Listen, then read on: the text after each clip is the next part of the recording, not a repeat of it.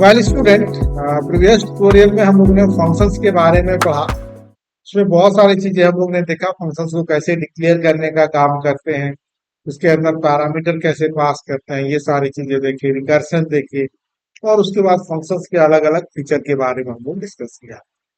आज हम लोग इस ट्यूटोरियल के माध्यम से हम लोग देखते हैं एरे।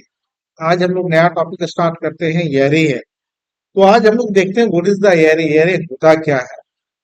तो array is a collection of similar type of data or minimization of declaration is called array। जहां पर हम लोग समान जाति के डेटा को लेने का काम करते हैं और डिक्लेरेशन को मिनिमाइज करने का काम करता है, उसको हम लोग array कहते हैं। बच्चों, मान लो अगर हम लोग को 5 वैल्यू लेना है तो कितना वेरिएबल डिक्लेयर करना पड़ेगा? 5। और अगर 50 लेना है तो हमको कितना वेरिएबल डिक्लेयर करना पड़ेगा? 50। अगर 500 वैल्यू लेना है तो कितना वेरिएबल डिक्लेयर करना पड़ेगा? 500। तो इतना वेरिएबल डिक्लेयर करना संभव नहीं है। तो वैसी जगह पर अब हम लोग क्या करते हैं, एरे का कॉन्सेप्ट हम लोग लेते हैं और जिसमें हम लोग क्या करते हैं, जो हमारे डिक्लेरेशन को मिनिमाइज करने का काम करता है। तो चलो हम लोग अब यहाँ पर देखते हैं एरे जो फीचर है उसको हम लोग को इंपोर्ट करना पड़ता है। नॉर्मल पाइथन में ये हमारे पास अवेलेबल नहीं होता है। तो सबसे पहले हम लोग ये देखेंगे कि एरे को हम लोग डिक्लेयर कैसे करने का काम करते हैं, फिर प्रिंट करने का काम कैसे करते हैं, कौन कौन से टेक्निक्स के तहत हम लोग ये देखते हैं कि ये काम कैसे करता है, इसको हम लोग समझते हैं।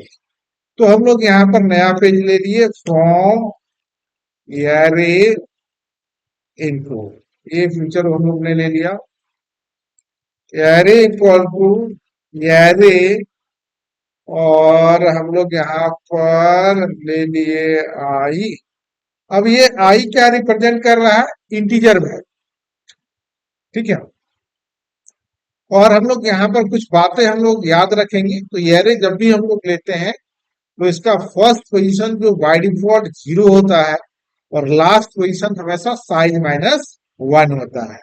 तो अब यहाँ पर चलो हम लोग एलिमेंट को लेने का काम करते हैं। एंगल ब्रैकेट के यहाँ पर हम लोग स्क्वायर ब्रैकेट के अंदर हम लोग वैल्यू लेते हैं। रैंडमली जो वैल्यू हम लोग को लेना है वो हम लोग यहाँ पर ले लेते हैं। तो अब चलो हम लोग यहाँ पर देखते हैं, ये जो काउंटिंग करेगा बाय डिफॉल्ट जो काउंट होगा ये होगा 0 पोजिशन पर। ये होगा 1, ये 2, ये 3, ये 4, 5, 6, 7, 8 और ये 9 पोजिशन।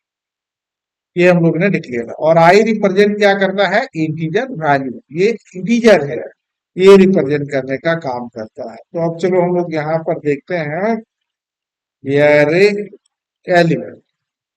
अब ये एरे को हम लोग प्रिंट करने का काम करते हैं, प्रिंट ए डबल आर। ये हो गया।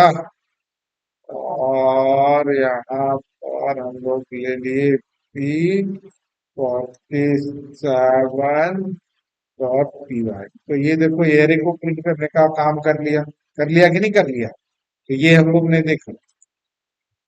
अब चलो हम लोग देखते हैं बाय यूजिंग लूप के थ्रू।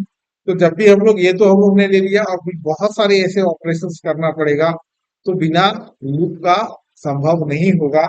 तो अब हम लोग लिखते हैं एल इक्वल टू लेंथ और एरे। तो यहाँ पर हम लोग क्या कर रहे हैं बच्चों? Count the length of array. अब इसको हम लोग प्रिंट करते हैं, print length of array comma L हो गया। अब हम लोग यहाँ पर प्रिंट करते हैं array element for I in range 0 से लेकर कहाँ तक बच्चों? एल तक। और प्रिंट हम लोग करते हैं एरे ऑफ आई। तो ये चलो अब इसको हम लोग प्रिंट कराते हैं। तो ये हम लोग ने देखो दूसरा टेक्निक। और एक टेक्निक हम लोग देखते हैं प्रिंट करने के लिए। अब इसको समझो, print array element for I in array. अब हम लोग एरे तक लूप लगा लिए। अब इसको हम लोग प्रिंट करते हैं सिंपल किसको, आई। तो ये तीन टेक्निक हम लोग ने देखा, एक यहाँ पर प्रिंट करने का काम किए, एक ये प्रिंट हुआ और दूसरा हम लोग अनदर ये प्रिंट हुआ।